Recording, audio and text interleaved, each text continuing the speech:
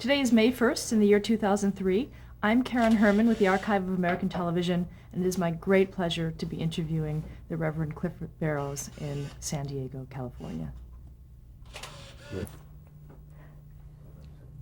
know, one second. This is hitting my head.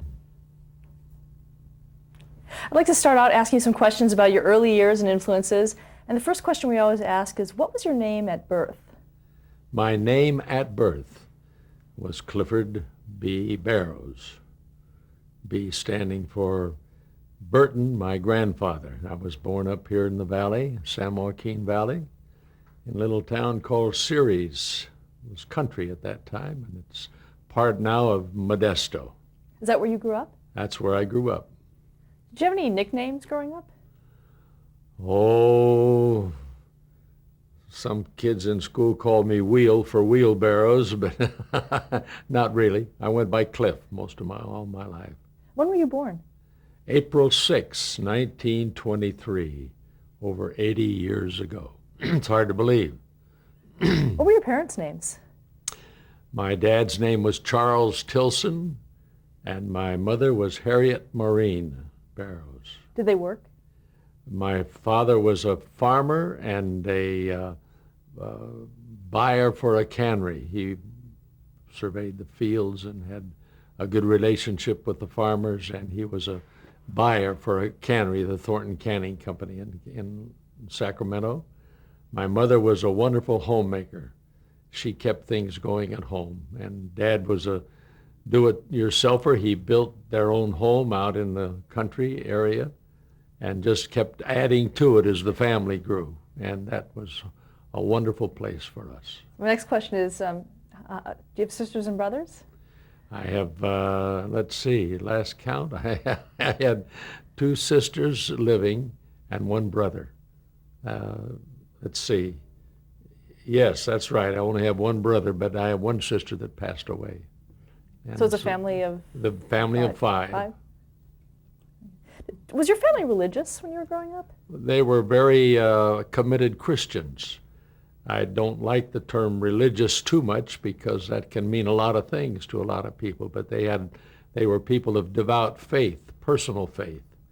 And it was a very personal, practical, everyday walk with the Lord, and they tried to rear us as a family in the things of God and with values and commitments to Christian values and principles which they thought were important and which were important. And the longer I live, I realize how very definitely important they were, and they are. Did you have any hobbies growing up? Yes, I liked to, well, my athletic hobbies were tennis. I played a lot of tennis, and baseball and basketball, but mostly tennis. And I used the barn as a practice backstop many times. I loved to work with wood, and my father was a good craftsman, and my grandfather as well, and they taught me to use my hands and to do things and fix things myself. And so I had a woodworking hobby that I enjoyed and have enjoyed it through the years, except in recent years when my eyesight isn't so good and I can't follow a line too straightly, so I've had to change that somewhat. But those were the hobbies that I enjoyed. I enjoyed fishing. And I remember some of my happiest days were when Dad would take us fishing down in the river for salmon fishing or up in the Trinity Alps up in Northern California for trout fishing. What did you want to be when you grew up? Did you have any idea? I wanted to be a surgeon, a doctor in my early years because I felt that that would be a wonderful thing to be able to help people. And I had an aunt who offered to send me to the University of California to study medicine if I chose that profession. And I knew that my father and mother wanted me to study that field because they thought it would be a great field to, vocation to aspire to, and I agreed with them.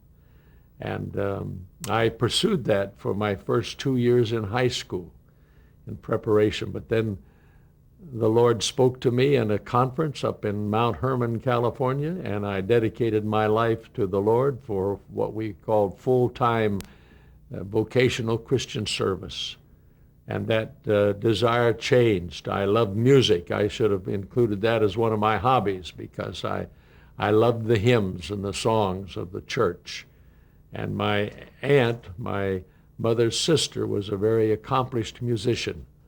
And she encouraged me to learn how to lead singing, encourage people to sing. And so I started at a very young age in our church leading music. And that became a very important part of my life, even in those early years.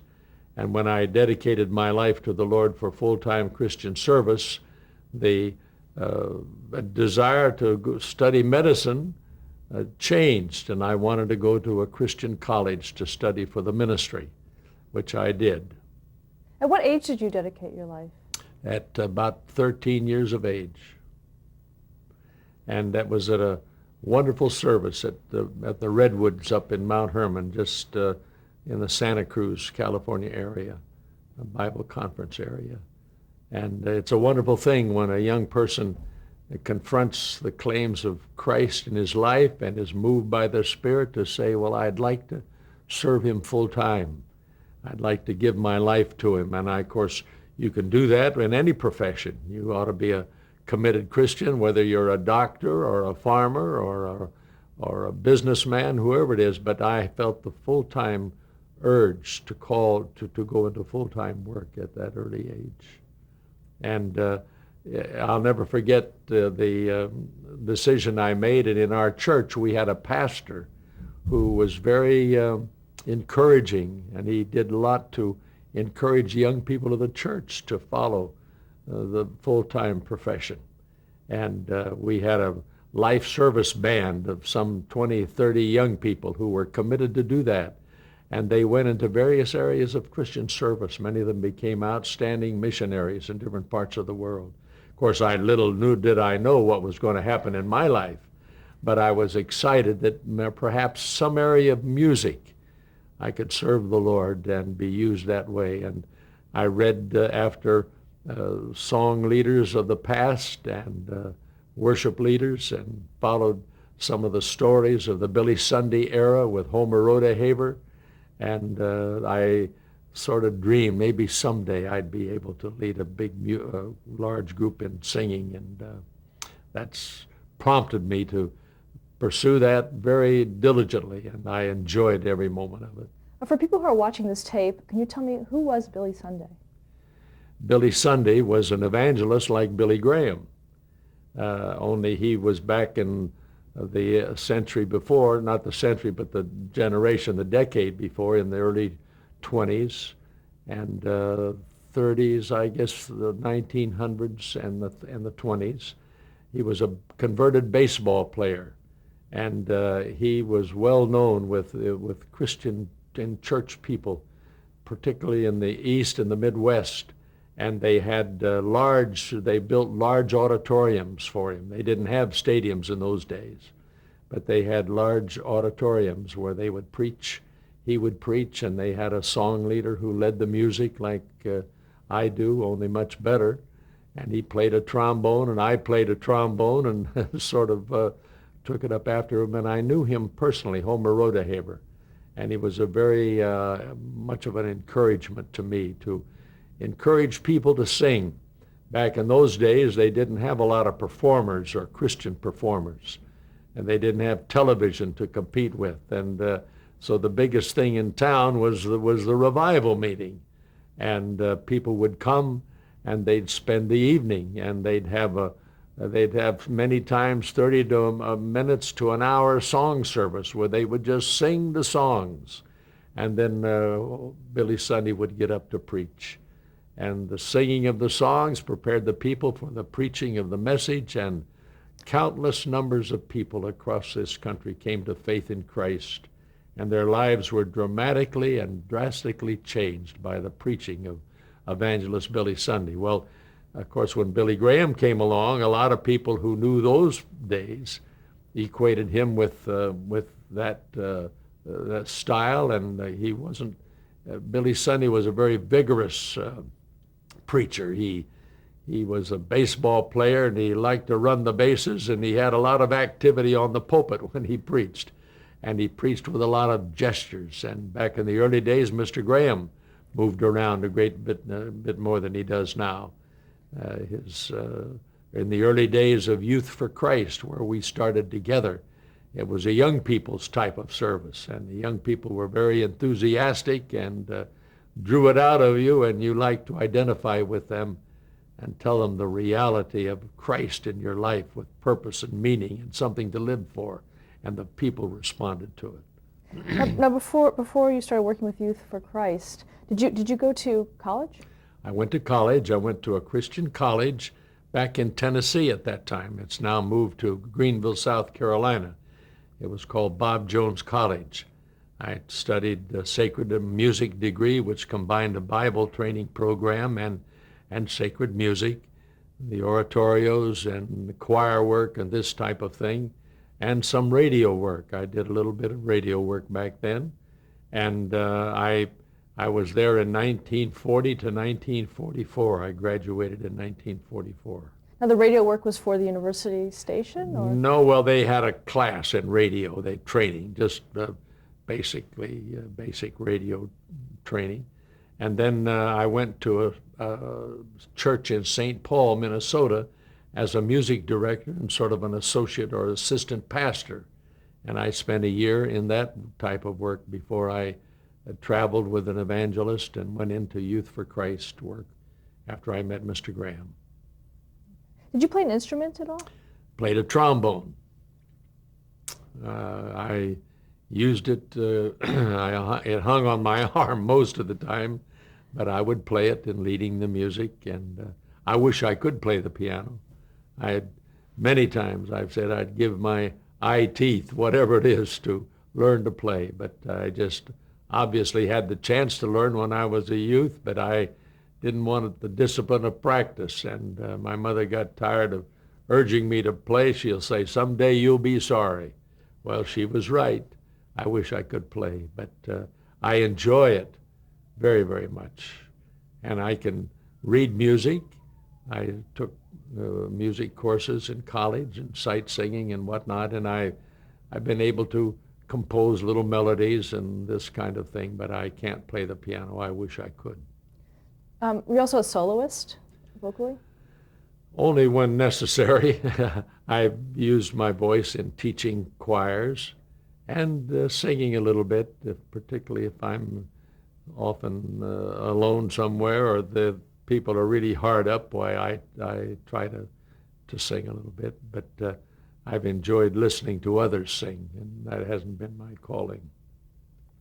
My wife has to get used to it because I sing around home a lot, and I enjoy it. Let's talk about your first meeting with Billy Graham. Do you remember that? Well, I remember when I met him, and that was very interesting. I was married to my first wife. We lived together for 50 years. That's another period when she became stricken with cancer and went through that disease and the grief and the sorrow of it. But on our honeymoon with my first wife, we were in Asheville, North Carolina. We were staying in the home of a friend in 1945. And the friend said, "There's a young man going to preach up here in a camp meeting tonight, a youth service. Would you like to go hear him?" And I said, "Well, what is his name?" He said, "Well, his name's Billy Graham. He's from over here in Montreat, which was just a few miles away." I said, "Yes, I would." So we went up to the campground, and to make an interesting long story short, when we got out of the car, the director said, "Mr. Brown," talking to my host, said, "We have a little problem tonight. We're ready for the service to begin, but we don't have anybody to lead the singing." And this man said, "Well, here, I've got a young couple in the car. They're on their honeymoon, and we've come up to hear Mr. Graham, and they'll be happy to help you tonight, won't you?" And turned and looked at me, and I said we would. And Billy Graham, he was 24, and I was 22. And he looked at me with a big smile. He said, "Come on, Cliff, we won't be choosy. Let's go." And so they got my horn out of the car, and I went into the camp meeting, and my wife played the piano, and I played my horn and led the congregational singing. We had a great time together. And in a few weeks, we were at Winona Lake, Indiana, where Youth for Christ International was formed. And I was asked to lead the singing again at the Billy Sunday Tabernacle. It was named after the other evangelist I talked about, Billy Sunday. Mr. Graham spoke, Jack Schuler spoke, and I led the music.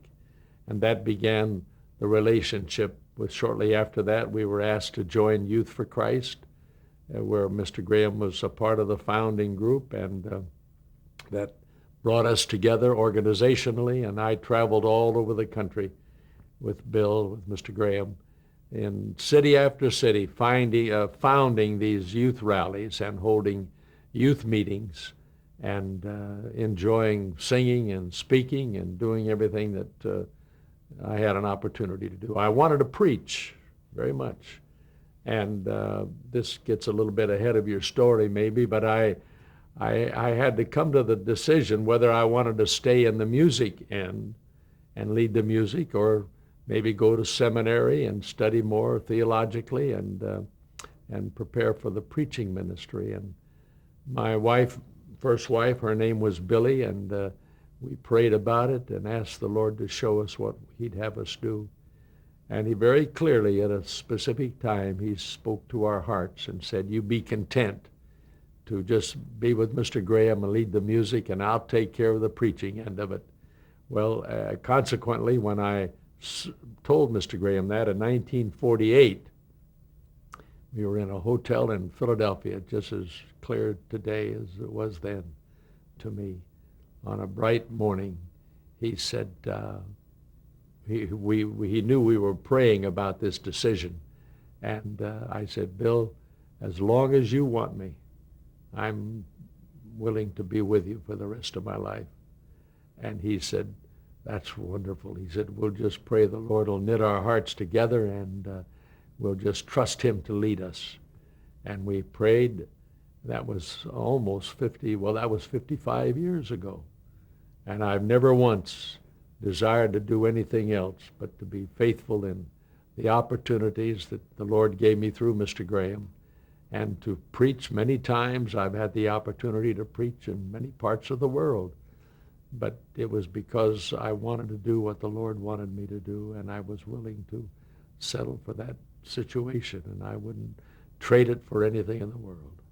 Now, how long had you been with Mr. Graham up to that point when you had that conversation? About 2 years, but we had been traveling in more youth meetings, and we'd been in England together. We'd spent 6 months together in England in those early years in 1946 and 47, and we were just beginning to hold meetings. We didn't know what the Lord was going to do for us or with us, or what the future held, but we knew that God had called us. God had called Bill to evangelism, and he was a pastor for a period of time, but he called him to evangelism, and he called me to be with him, to assist him in any way that I could, whether it was to carry a suitcase or to drive the car or whatever. I was happy and thrilled to be a part of it. Let's go back to that first meeting you had. You actually sort of worked for him or worked with him before you even had met him. What was that first time? Do you remember the first time you saw him preaching, what you felt about that? Yes, I had seen him preach about 6 months before that in Minneapolis, Minnesota, but I didn't have a chance to meet him. I attended a youth rally in Minneapolis, and I was very much impressed with him.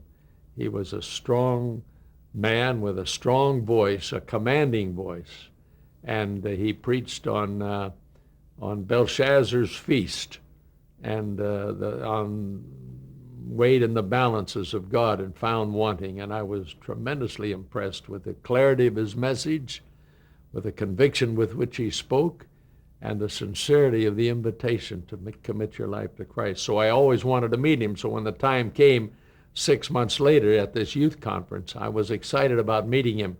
And I remembered what he preached on that night. He preached to young people on retreat, hold the line, and advance. Retreat, fleeing youthful lusts, hold the line, standing firm in conviction and faith, and hold the line, giving your life to take the gospel to the corners of the world. And this is exactly, it sort of characterized his life. And many people have asked me what I felt was the secret of Mr. Graham's success. Well, I would have to say, first of all, that it's the Spirit of God and God's hand upon him and his commitment and dedication to the task. He's had many opportunities to do many other things, and among the most, run for political office, but he weighed that carefully and never really considered it. He said, God's called me to preach the gospel. And he's often said, why should I stoop to be even a king except to be a heralder of the good news? And I believe it's his sincerity of life, his simplicity of life. He's a very simple man in the sense that it doesn't take much to please him. He's from the farm, a rural community, like I was really. We were both born and reared on a farm. And the sovereignty of God, the three S's, the sovereignty of God, the simplicity of his message, the sincerity of his life and conviction with which he lived, and he's been that way all these years. What you see is what he is, whether it's in the home or on the platform. When was the Billy Graham Evangelical Association formed? The Billy Graham Evangelistic Association was formed in 1950, and it was formed as a direct result of Bill feeling prompted to go on the radio with a national broadcast, which we later called the Hour of Decision. And in order to buy radio time, we had to have a corporation which could be formed that could hold the monies and sign contracts and do this kind of thing. And so that's how the Billy Graham Evangelistic, that's why the Billy Graham Evangelistic was formed. And it was formed and the headquarters set up in Minneapolis, Minnesota, where he was at that time the president of a Christian college. And we had an office there, though he wasn't there very often, but we had a wonderful man who ran the business affairs of the college, and he became the businessman who set up the papers of incorporation and went through all the legal processes to form the association. And that's another interesting story in itself, but that's why it was formed, and that's what it means to do the work of evangelism, preaching the gospel by any and all possible means around the world as we have the opportunity. And that's what we've dedicated this ministry to. Now, what did the ministry see in the power of radio at that time? Well, of course, the radio was the great means back then of communicating with the public. And that's before television became so prominent. And there were some great national radio preachers, but very few of them. But one of them was Dr. Walter F. Meyer, a Lutheran pastor who had a network broadcast across the country. And Dr. Meyer was taken ill and was taken home. He passed away. And Bill said to us in Boston, said to Bev Shea and Grady Wilson, the associate, and me, he said, we need to pray that God would raise up some voice that our nation would respond to. The leaders of our nation, many of them not church people, but they listened to people who had a message of value and a message of moral responsibility and calling America back to God and calling people to repentance and faith, which we needed that message very sorely back then, as we need it now. Well, in a very interesting series of circumstances, God brought Billy into that form and into that what do I want to say, into that arena, so that when he was approached by it, he didn't particularly want that responsibility, because it meant a great discipline in preparation. It meant that no matter where we went, we had that weekly broadcast to do. And so we prayed about it, and we were in Portland, Oregon in a meeting.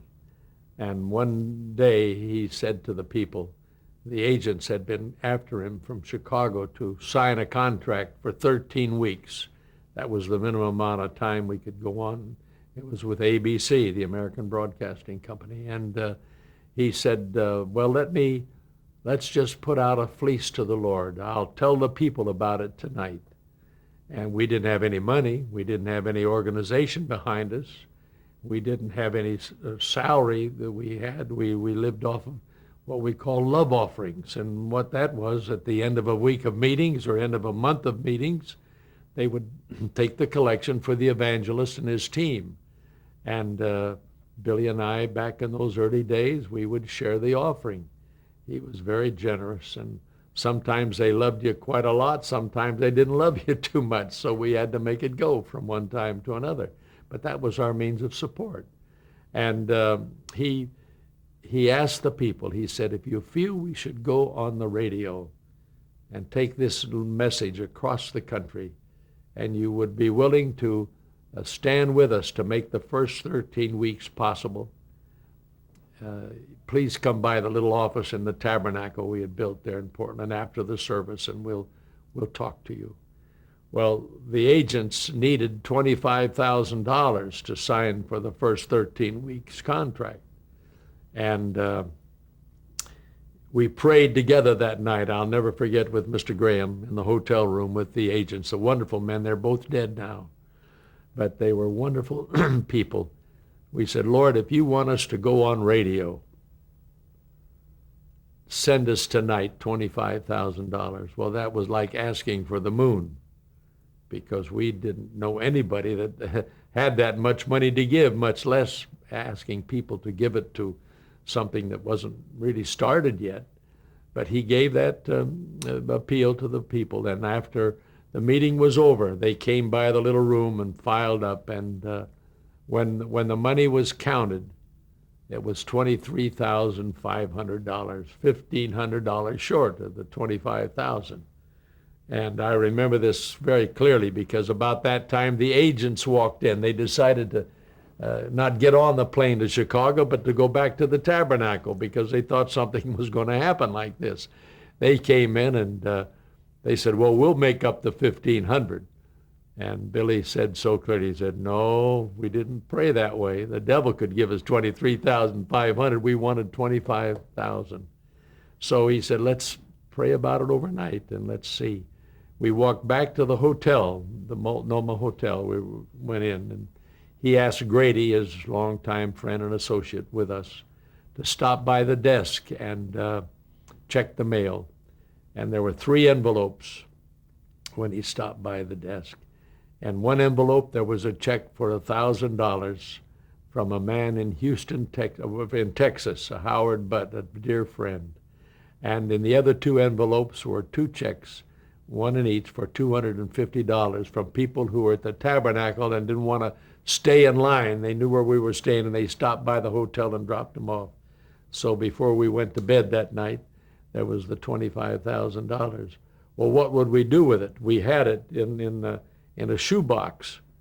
And Grady, he said to Grady, he said, will you keep it and go down to the bank tomorrow and deposit it? And so he put it under the bed. He didn't sleep much that night. He went down to the bank the next day to deposit it, and the banker said, well, whose name am I going to deposit it in? Your name? He said, no, not mine. Well, Billy Graham's name? No, it's not Billy's. He said, well, we got to have some name. And so we didn't want any suspicion that this was our own personal money. So that's when he called George Wilson from Minneapolis, our businessman from the college, and said, come out here and take this money and form an organization so that we can sign the contract and begin on radio. That's been 53 years ago. We have only missed a couple of Sundays all these years, and it's been a great joy to carry it on. Stop here to change the tape.